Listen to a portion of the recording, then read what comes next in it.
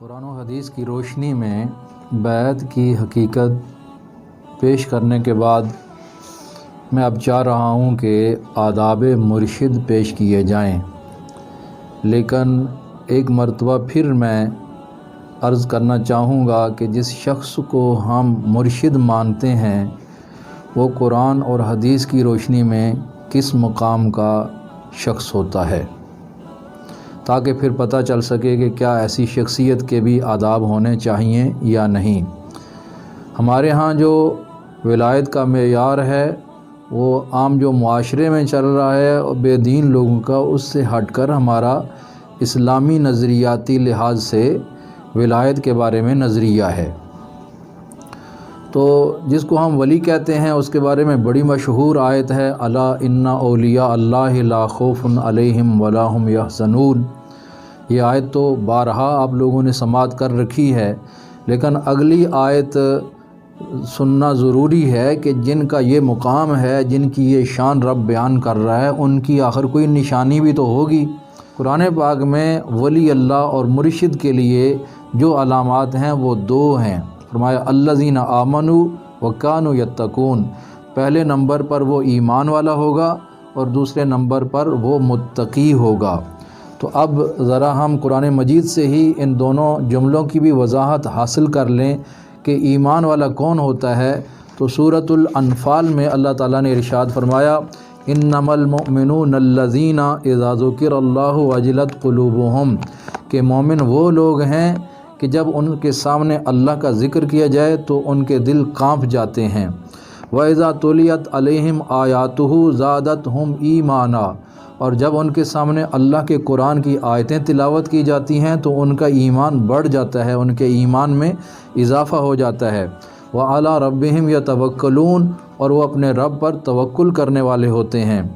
الَّذِينَ يُقِيمُونَ الصَّلَاةَ وَمِمَّا رَزَقْنَاهُمْ يُنْفِقُونَ، اور اگلی ان کی نشانی یہ ہے کہ وہ نماز قائم کرتے ہیں اور اللہ تعالیٰ کے عطا کردہ رزق سے اللہ کی راہ میں خرچ کرتے ہیں۔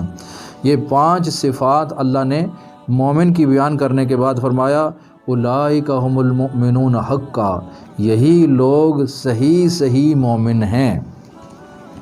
اس کے بعد ان کی عظمت کا ذکر کرتے ہوئے ارشاد فرمایا کہ ان کو معمولی نہ سمجھنا، لہم درجات عند ربہم، ان کے رب کے ہاں بڑے درجے ہیں، ومغفرۃ ورزق کریم، اور اللہ کی بارگاہ میں ان کے لیے مغفرت ہے اور بڑا حسین جمیل اللہ نے ان کے لیے رزق رکھا ہوا ہے۔ تو اس آیت میں ایمان کی اور اہل ایمان کی وضاحت ہوئی، اور پھر ان کے بارے میں یہ بھی بیان کیا کہ ان کے اللہ کے حضور بڑے درجے ہیں۔ تو متقین کون ہوتے ہیں؟ سورۃ البقرہ کی ابتدا میں اللہ نے فرمایا الذین یؤمنون بالغیب، متقین کی پہلی صفت یہ ہے کہ وہ غیب پر ایمان رکھتے ہیں۔ وَيُقِيمُونَ الصَّلَاةَ، اور نماز قائم کرتے ہیں۔ وَمِمَّا رَزَقْنَاهُمْ يُنْفِقُونَ، اور اللہ تعالیٰ کے عطا کردہ رزق سے خرچ کرتے ہیں۔ وَيُؤْمِنُونَ بِمَا أُنزِلَ إِلَيْكَ وَمَا أُنزِلَ مِن قَبْلِكَ، اور اے پیارے حبیب جو آپ پر نازل ہوا اس پر بھی ایمان رکھتے ہیں، جو آپ سے پہلے کتابیں نازل ہوئیں ان پر بھی ایمان رکھتے ہیں۔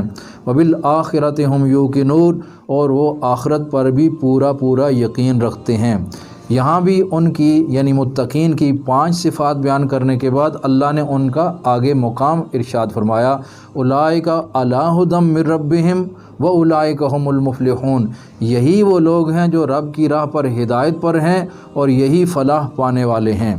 تو یہ وہ 2 علامتیں ہیں جو کسی مرشد اور ولی اللہ میں پائی جانی چاہیے، اور ان کی صفات کی جو وضاحت ہے وہ بھی میں نے قرآن مجید سے پیش کر دی ہے۔